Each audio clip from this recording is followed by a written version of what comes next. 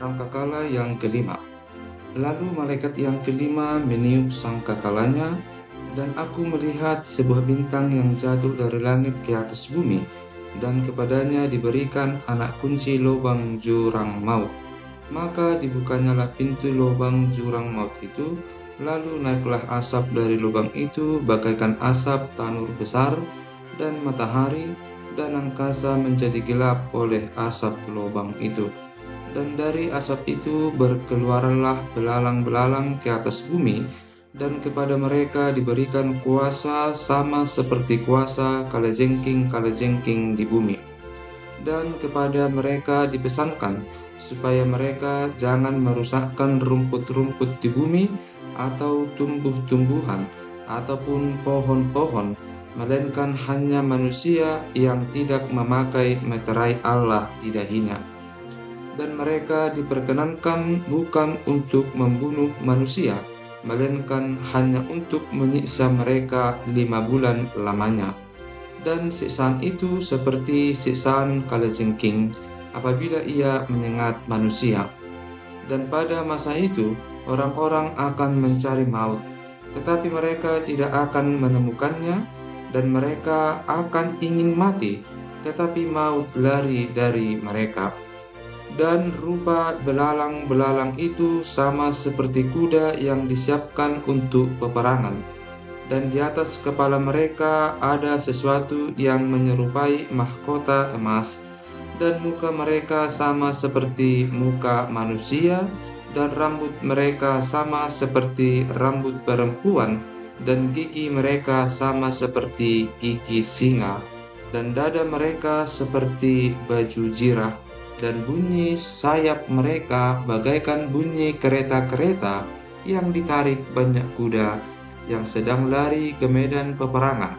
Dan ekor mereka sama seperti kalajengking, dan ada sengatnya, dan di dalam ekor mereka itu terdapat kuasa mereka untuk menyakiti manusia 5 bulan lamanya. Dan raja yang memerintah mereka ialah malaikat jurang maut. Namanya dalam bahasa Ibrani ialah Abodan, dan dalam bahasa Yunani ialah Apolion. Celaka yang pertama sudah lewat. Sekarang akan menyusul 2 celaka lagi. Sangkakala yang keenam. Lalu malaikat yang keenam meniup sangkakalanya, dan aku mendengar suatu suara keluar dari keempat tanduk mezbah emas yang di hadapan Allah, dan berkata kepada malaikat yang keenam yang memegang sangkakala itu, "Lepaskanlah keempat malaikat yang terikat dekat sungai besar Efrat itu." Maka dilepaskanlah keempat malaikat yang telah disiapkan bagi jam dan hari, bulan dan tahun, untuk membunuh sepertiga dari umat manusia. Dan jumlah tentara itu ialah 20.000 laksa pasukan berkuda. Aku mendengar jumlah mereka. Maka demikianlah aku melihat dalam penglihatan ini kuda-kuda dan orang-orang yang menungganginya. Mereka memakai baju jirah, merah api dan biru dan kuning belerang warnanya. Kepala kuda-kuda itu sama seperti kepala singa, dan dari mulutnya keluar api dan asap dan belerang. Oleh ketiga malapetaka ini dibunuh sepertiga dari umat manusia, yaitu oleh api dan asap dan belerang yang keluar dari mulutnya. Sebab kuasa kuda-kuda itu terdapat di dalam mulutnya dan di dalam ekornya. Sebab ekornya sama seperti ular. Mereka berkepala, dan dengan kepala mereka itu mereka mendatangkan kerusakan. Tetapi manusia lain yang tidak mati oleh malapetaka itu tidak juga bertobat dari perbuatan tangan mereka. Mereka tidak berhenti menyembah roh-roh jahat dan berhala-berhala dari emas dan perak, dari tembaga, batu dan kayu, yang tidak dapat melihat atau mendengar atau berjalan, dan mereka tidak bertobat daripada pembunuhan, sihir, percabulan, dan pencurian. kitab terbuka. Dan aku melihat seorang malaikat lain yang kuat turun dari surga, berselubungkan awan, dan pelangi ada di atas kepalanya, dan mukanya sama seperti matahari, dan kakinya bagaikan tiang api. Dalam tangannya ia memegang sebuah gulungan kitab kecil yang terbuka. Ia menginjakkan kaki kanannya di atas laut, dan kaki kirinya di atas bumi, dan ia berseru dengan suara nyaring, sama seperti singa yang mengaum. Dan sesudah ia berseru, ketujuh guru itu memperdengarkan suaranya. Dan sesudah ketujuh guru itu selesai berbicara, aku mau menuliskannya, tetapi aku mendengar suatu suara dari sorga berkata, meteraikanlah apa yang dikatakan oleh ketujuh guru itu, dan janganlah engkau menuliskannya. Dan malaikat yang kulihat berdiri di atas laut dan di atas bumi, mengangkat tangan kanannya ke langit, dan ia bersumpah demi Dia yang hidup sampai selama-lamanya, yang telah menciptakan langit dan segala isinya, dan bumi dan segala isinya, dan laut dan segala isinya, katanya, tidak akan ada penundaan lagi. Tetapi pada waktu bunyi sangkakala dari malaikat yang ketujuh, yaitu apabila ia meniup sangkakalanya, maka akan genaplah keputusan rahasia Allah, seperti yang telah ia beritakan kepada hamba-hambanya, yaitu para nabi. Dan suara yang telah kudengar dari langit itu berkata pula kepadaku, katanya, pergilah, ambillah gulungan kitab yang terbuka di tangan malaikat yang berdiri di atas laut dan di atas bumi itu. Lalu aku pergi kepada malaikat itu dan meminta kepadanya supaya ia memberikan gulungan kitab itu kepadaku. Katanya kepadaku, ambillah dan makanlah dia. Ia akan membuat perutmu terasa pahit, tetapi di dalam mulutmu ia akan terasa manis seperti madu. Lalu aku mengambil kitab itu dari tangan malaikat itu dan memakannya. Di dalam mulutku ia terasa manis seperti madu, tetapi sesudah aku memakannya, perutku menjadi pahit rasanya. Maka ia berkata kepadaku, engkau harus bernubuat lagi kepada banyak bangsa dan kaum dan bahasa dan raja. Dua saksi Allah. Kemudian diberikanlah kepadaku sebatang bulu, seperti tongkat pengukur rupanya, dengan kata-kata yang berikut. Bangunlah dan ukurlah bait suci Allah dan mezbah dan mereka yang beribadah di dalamnya.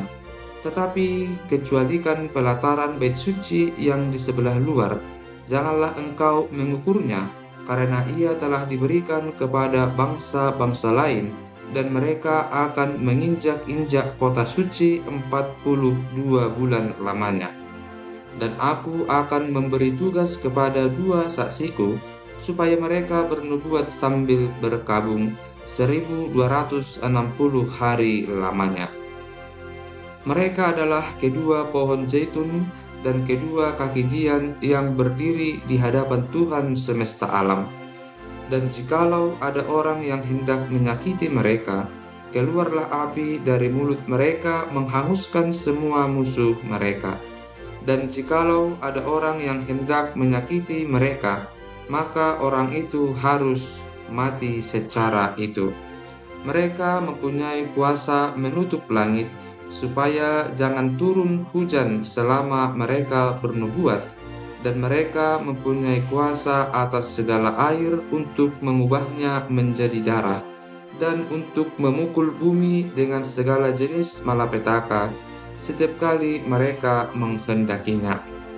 Dan apabila mereka telah menyelesaikan kesaksian mereka, maka binatang yang muncul dari jurang maut akan memerangi mereka dan mengalahkan serta membunuh mereka.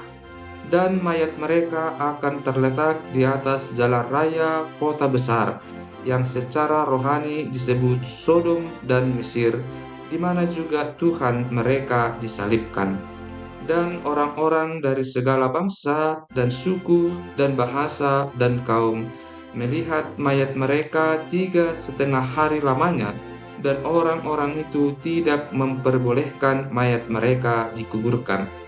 Dan mereka yang diam di atas bumi bergembira dan bersukacita atas mereka itu, dan berpesta dan saling mengirim hadiah, karena kedua nabi itu telah merupakan siksaan bagi semua orang yang diam di atas bumi.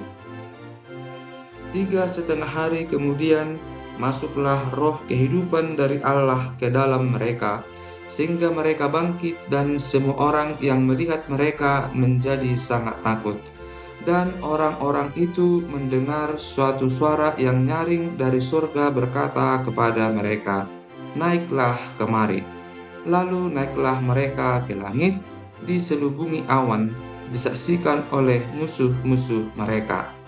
Pada saat itu terjadilah gempa bumi yang dahsyat, dan 1/10 dari kota itu rubuh, dan 7.000 orang mati oleh gempa bumi itu, dan orang-orang lain sangat ketakutan, lalu memuliakan Allah yang di sorga.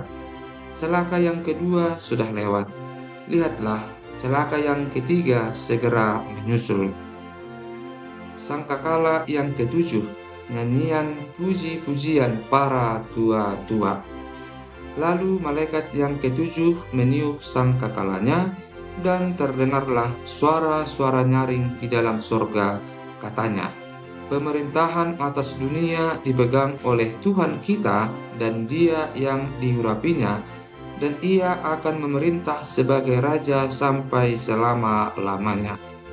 Dan ke-24 tua-tua yang duduk di hadapan Allah di atas tahta mereka tersungkur dan menyembah Allah sambil berkata, "Kami mengucap syukur kepadamu, ya Tuhan, Allah yang Maha Kuasa, yang ada dan yang sudah ada, karena Engkau telah memangku kuasamu yang besar dan telah mulai memerintah sebagai Raja, dan semua bangsa telah marah. Tetapi amarahmu telah datang, dan saat bagi orang-orang mati untuk dihakimi, dan untuk memberi upah kepada hamba-hambamu, nabi-nabi dan orang-orang kudus, dan kepada mereka yang takut akan namamu, kepada orang-orang kecil dan orang-orang besar, dan untuk membinasakan barang siapa yang membinasakan bumi. Maka terbukalah bait suci Allah yang di surga, dan kelihatanlah tabut perjanjiannya di dalam bait suci itu, dan terjadilah kilat dan deru guruh dan gempa bumi dan hujan es lebat. Perempuan dan naga. Maka tampaklah suatu tanda besar di langit, seorang perempuan berselubungkan matahari dengan bulan di bawah kakinya, dan sebuah mahkota dari 12 bintang di atas kepalanya. Ia sedang mengandung, dan dalam keluhan dan penderitaannya hendak melahirkan, ia berteriak kesakitan. Maka tampaklah suatu tanda yang lain di langit, dan lihatlah, seekor naga merah padam yang besar, berkepala 7 dan bertanduk 10, dan di atas kepalanya ada 7 mahkota, dan ekornya menyeret 1/3 dari bintang-bintang di langit, dan melemparkannya ke atas bumi. Dan naga itu berdiri di hadapan perempuan yang hendak melahirkan itu, untuk menelan anaknya, segera sesudah perempuan itu melahirkannya. Maka ia melahirkan seorang anak laki-laki, yang akan menggembalakan semua bangsa dengan gada besi. Tiba-tiba anaknya itu dirampas, dan dibawa lari kepada Allah dan ke tahtanya. Perempuan itu lari ke padang gurun, di mana telah disediakan suatu tempat baginya oleh Allah, supaya ia dipelihara di situ 1.260 hari lamanya. Naga dikalahkan. Maka timbullah peperangan di sorga. Mikael dan malaikat-malaikatnya berperang melawan naga itu, dan naga itu dibantu oleh malaikat-malaikatnya, tetapi mereka tidak dapat bertahan. Mereka tidak mendapat tempat lagi di sorga.